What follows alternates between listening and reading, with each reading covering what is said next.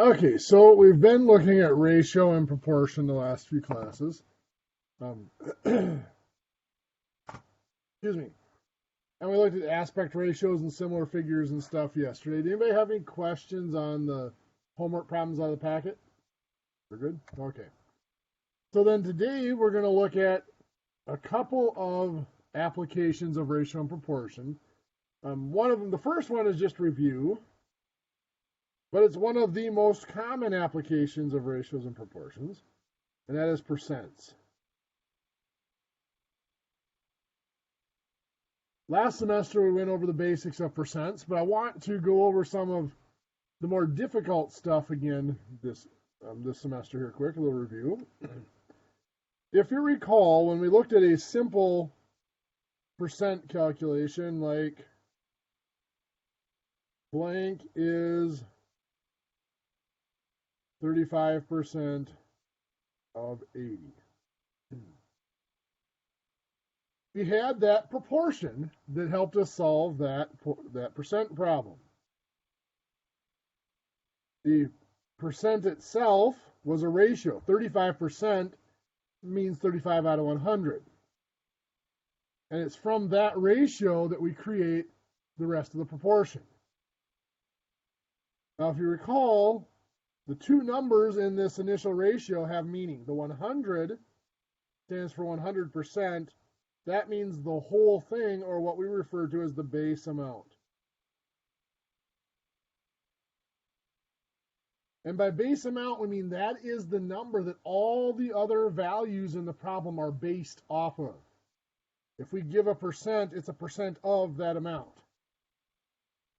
And then the 35 here in this case is the portion of interest.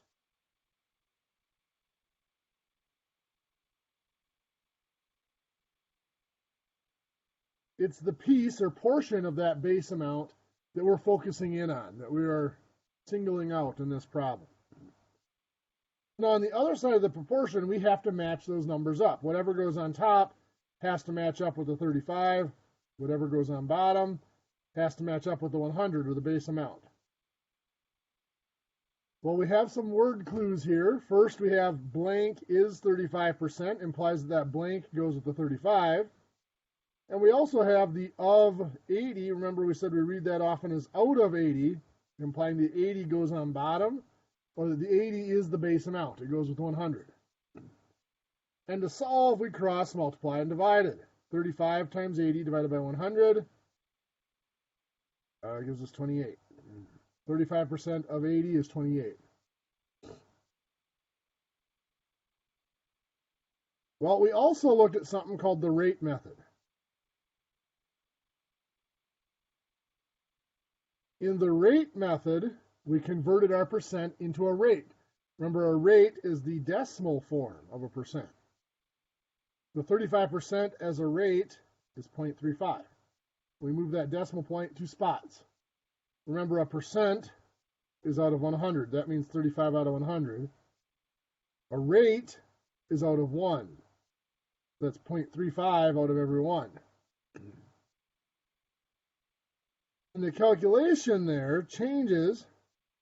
It would just be 80, the base amount, which is what we're given here, times the 0.35, which still gives us 28. So that rate method's a little quicker, a little less space. The biggest thing I like about the rate method is you don't have to write out the proportion, so you don't have to keep track of everything. The proportion is really tough to do if you can't write it out, trying to keep track of which numbers are where and what do you multiply and what do you divide.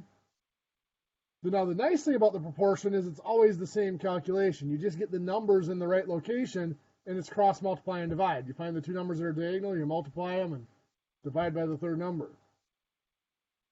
So if you have the room and the space to write it down, the proportion method usually does produce fewer mistakes.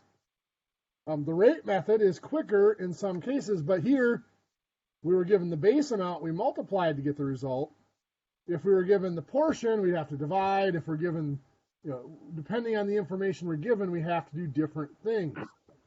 So the one issue with that rate method is we have to look at the problem, figure out what type it is, and figure out what is done. The calculation is different depending on the information given. And we had mentioned last semester the rate method is most useful when we are given the base amount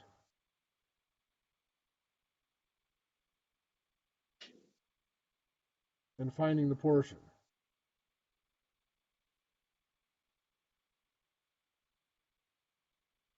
And fortunately, there are a lot of applications in real life, excuse me, where that is the case. When we looked over some of these examples last semester, calculating interest, calculating commission.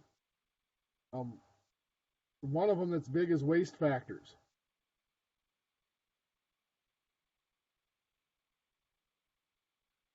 You're trying to figure out the material for a job, and you go through and calculate, and you estimate the amount of material for a job. It's going to take $260 worth of material. Well, you figure in a certain amount of waste for whatever, mistakes, errors, breakage, stuff like that. So let's say we're going to add 15% for waste. We could find 15% of that. 15 out of 100 equals blank out of 260. Cross, multiply, and divide. Uses $39 for waste. But what we're really looking at is the final amount. So what we would do is take the 260, the original estimate, and we would add the $39 to it to get $299. This is a percent increase problem.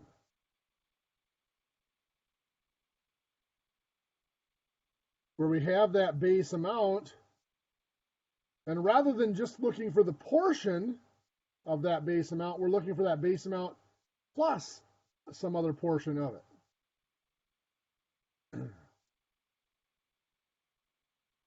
Now, rather than finding it the 15% or the $39 here separately, we could have found this all as one step by remembering that we start out with 100%. We are adding that 15% for waste, which means the final amount we would get would be 115%. So our proportion could have been, instead of just finding 15%, we could have found 115% of the 260. Now when we cross, multiply, and divide, the result we get here is the $299 right away.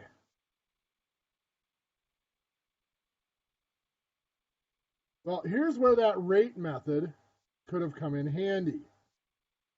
Rather than setting up the proportion to find that 115%, we know that as a rate, 115% is 1.15. That is a multiplier for waste. And that's actually what it's often called, as a waste multiplier.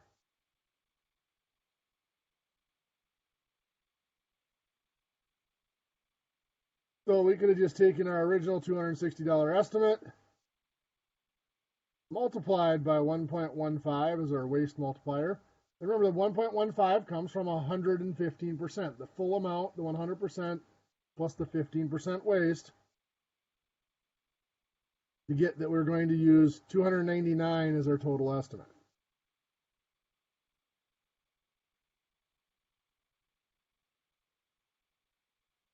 Now, we looked at percents quite a bit last semester, so I'm not going to spend much more time on them. I just wanted to mention them briefly here because, well, I don't think you can mention them enough. Percents are a very, very common application, a very powerful application. And part of ratio and proportion, which I think is the most commonly used skill in math, if you know how to use it, the most useful skill in math if you know how to apply it. Our next piece we're going to look at is an extension of our conversation from the last couple of classes on similar figures. I take a rectangle that's 2 inches by 5 inches, and I enlarge it so that now it is 6 inches by 15 inches.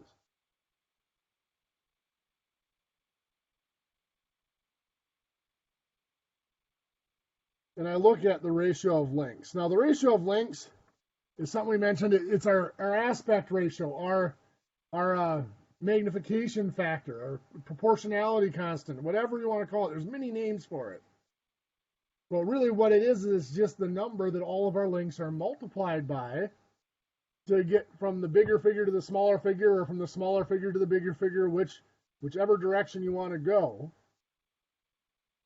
Here, let's look at it as we got the 2 inches in the smaller figure became 6 inches in the larger. So I'm going to go 2 inches to 6 inches, and I'm going to reduce that. The inches cancel out.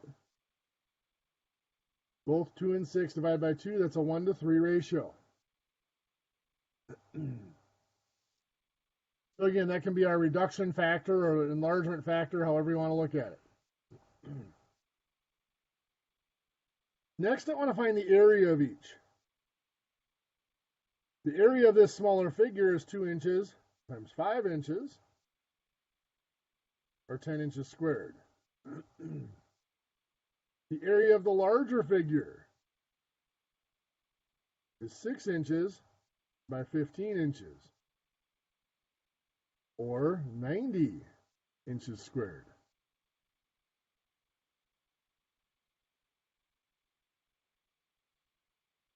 This gives us a ratio of areas. We had 10 square inches to 90 square inches, still going larger to smaller compared to larger. The square inches cancel out, and both 90 and 10 can actually be divided by 10, giving us a 1-to-9 ratio. We're going to leave those up there, and we're going to do another example, and then we're going to come back and see if there is a consistency between those ratios.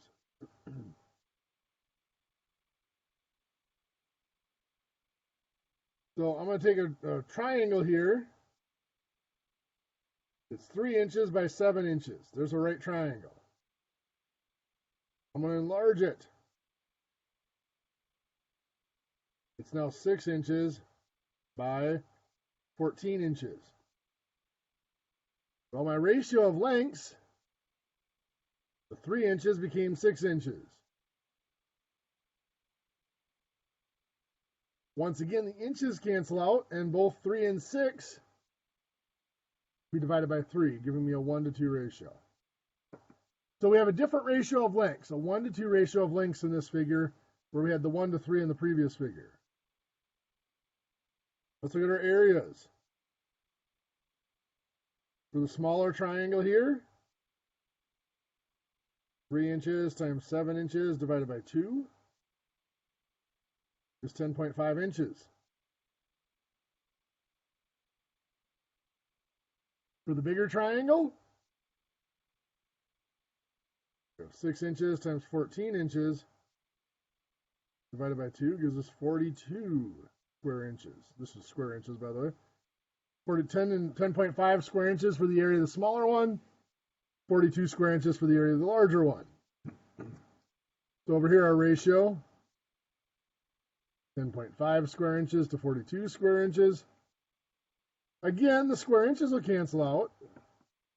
To reduce them, to get rid of the 10.5, I'm going to start out by multiplying by 2 to get rid of that 0.5. This is actually now 21 to 84. And there we notice both of those can actually be divided by 21.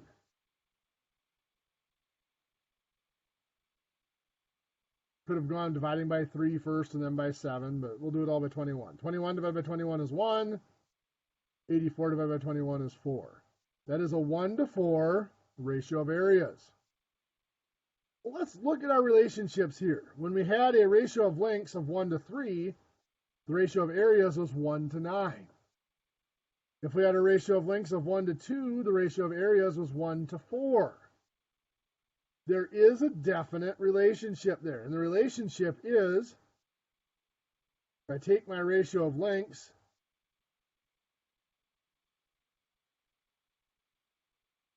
and I square it,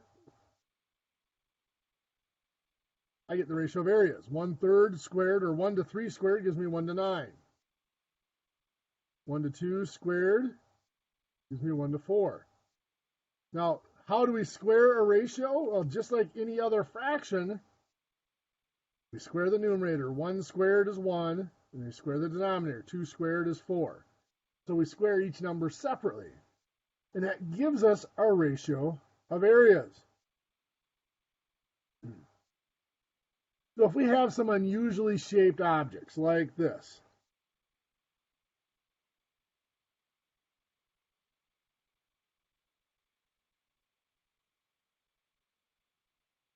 pretend those look like one is just an enlargement of the other. And I know that this here is 6 inches, and after we enlarged it, that became 10 inches. I know that the area of this smaller one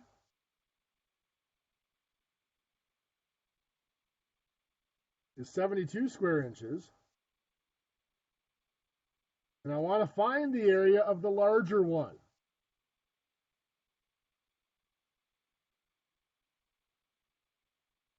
I can start out with my ratio of lengths. Here, my ratio of lengths, the 6 inches became the 10 inches. Inches cancel out. Of course, both of those can be divided by 2 if I want. Gives me a 3 to 5 ratio of lengths. Find my ratio of areas.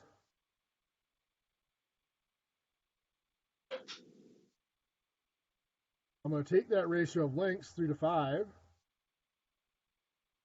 I'm going to square it. Again, just like we saw before, you square each number separately. 3 squared is 9. That's 3 times 3. 5 squared is 5 times 5. That's 25. Our ratio of areas will be 9 to 25. The 72 goes with the smaller figure, so that's going to go with the smaller number here. 72 square inches. And we will cross multiply and divide. Gives us the area of the larger one is 200 square inches.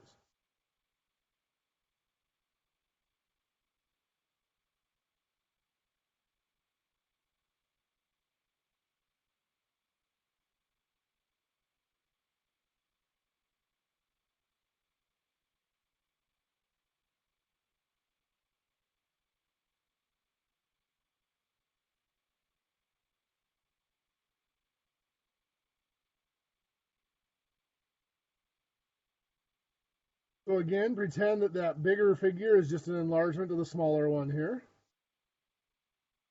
And I'm going to tell you that this dimension here goes from being 5 inches, 12 inches. And the area of this smaller figure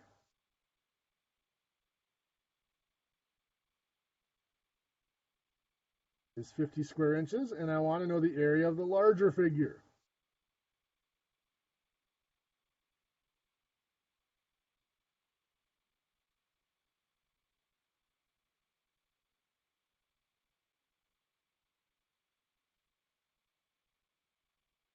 First, I'm going to start out with my ratio of lengths. Well, it doesn't matter what order I put them in. I'm just been working left to right in these. 5 inches becomes 12 inches. The inches cancel out. There's nothing else we can reduce. It's just 5 to 12 is our ratio of lengths.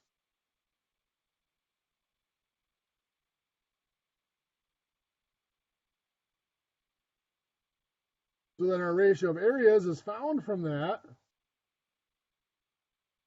by taking the 5 over 12 and squaring it. 5 squared is 5 times 5 is 25. 12 squared is 12 times 12, or 144. That is our ratio of areas. Given the 50 square inches, that is from the smaller figure. It has to go with the smaller number. So 50 inches squared goes right there. And now when we cross multiply and divide, 144 times 50 divided by 25 288 square inches.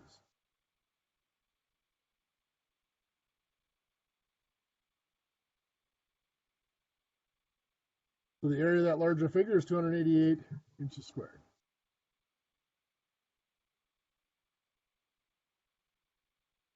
Well, this also works on surface area. If I have an object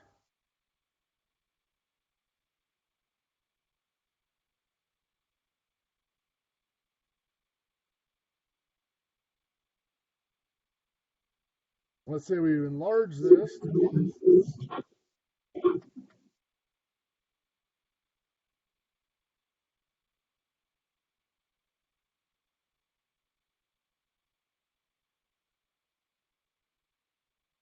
So let's say that this goes from being 10 inches to 14 inches. And let's say the surface area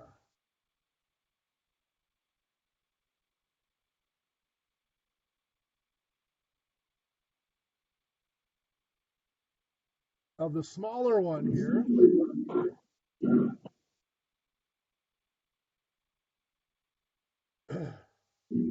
let's call it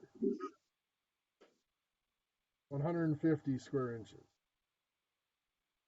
We want to find the surface area of the larger figure. Well, this is still just an area. So we have our ratio of lengths.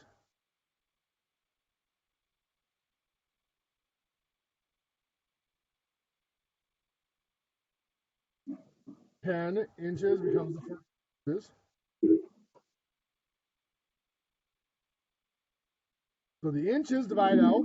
Now both 10 and 14 can be reduced by 2, giving me a 5:7 ratio of lengths.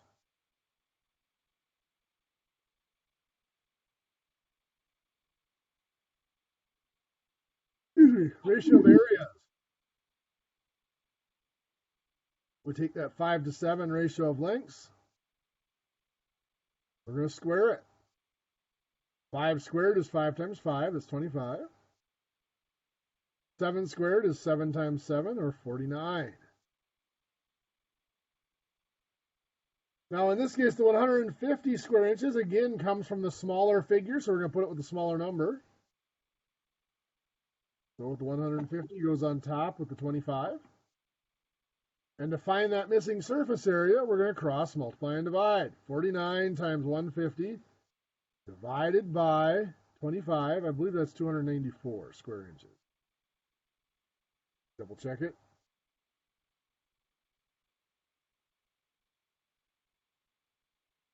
It is 294 square inches is the surface area of that larger object. So if we know that two objects are similar, in other words, one is either an enlargement or reduction of the other, and we know one of the lengths, one of the dimensions on both objects, before and after the enlargement or reduction, we can use that ratio of that length to describe other features. The area, the surface area, are all related by the square of that ratio of lengths. Well, we can go one step further and look at volumes. Rather than drawing out a bunch of examples, I think you guys could probably guess what the relationship is. Our ratio of volumes is, somebody's got their microphone on giving us some feedback there. If you want to double check and make sure you're muted.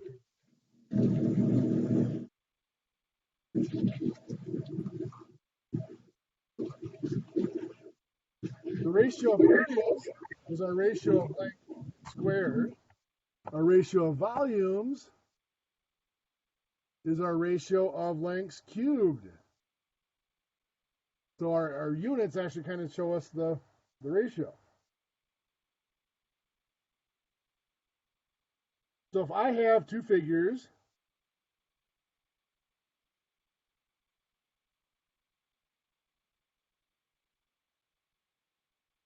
again, one's an enlargement of the other.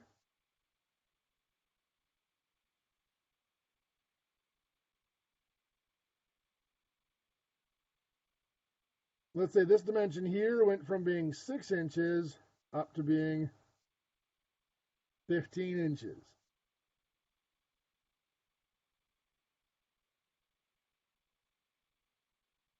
If this figure has a volume, oh, let's call it 243 cubic inches, and I want to find the volume of this figure.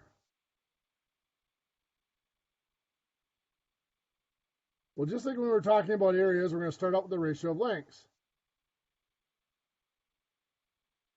Our 6 inches became 15 inches. Inches cancels out. Both 6 and 15 can be divided by 3.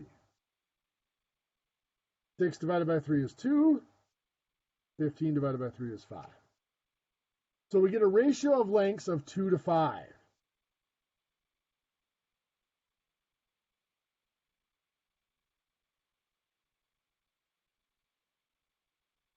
So then we can use that to find a ratio of volumes.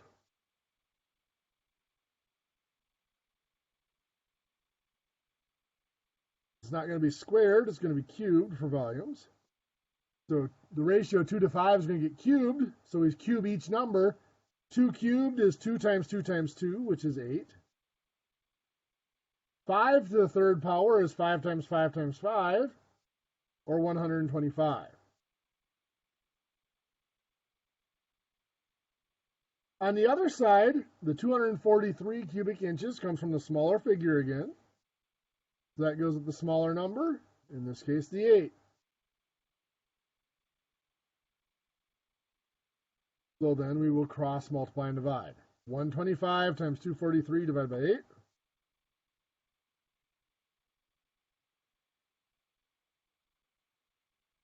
We get ugly number.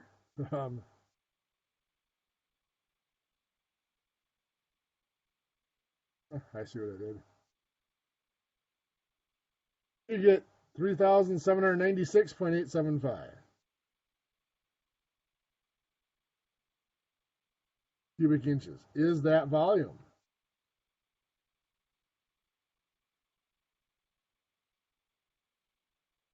One more example.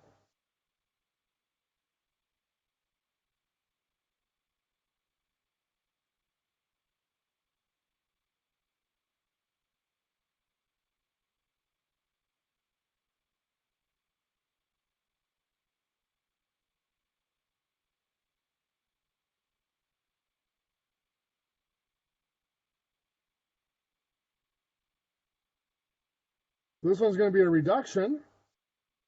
And let's say that we have this dimension right here goes from being 8 inches down to being 3 inches. And I told you that the volume of the larger figure here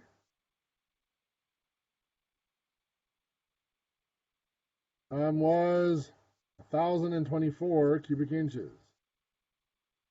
Let's find the volume of the smaller figure. Give you a little bit of time to get ahead of me in your notes, see if you can beat me to this one. First, you're going to use the ratio of lengths.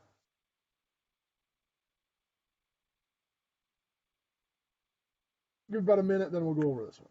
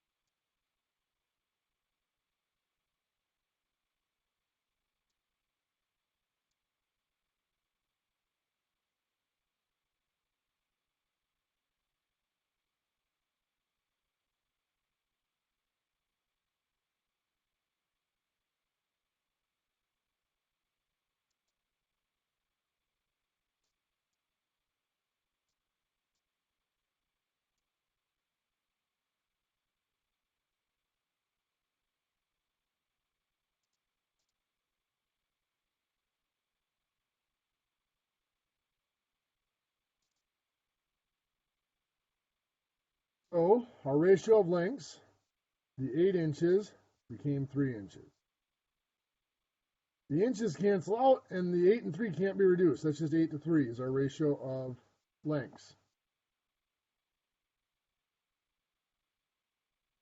We have a ratio of volumes here. We have the 8 to 3 cubed. Well, 8 cubed is 8 times 8 times 8 is 512. 3 cubed, 3 times 3 times 3 is 27. The 1024 here comes from the larger figure, so it has to go with the bigger number. That would be the 512. 1,024 cubic inches. And we cross multiply and divide. 27 times 1,024 divided by 512 gives us 54 cubic inches for that smaller figure.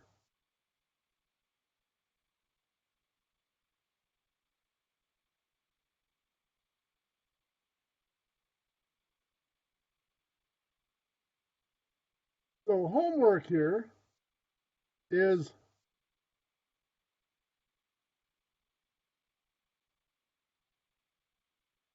there's an attached sheet in Blackboard. It's labeled page 250. I'd like you to do problems 1 through 16. Finding missing dimensions in three-dimensional objects, and then using ratios of areas and volumes to do some problem solving on the bottom of the page. I will double check here quick just to make sure that it is uploaded in Blackboard. If it's not, I'll make sure it's uploaded here really soon.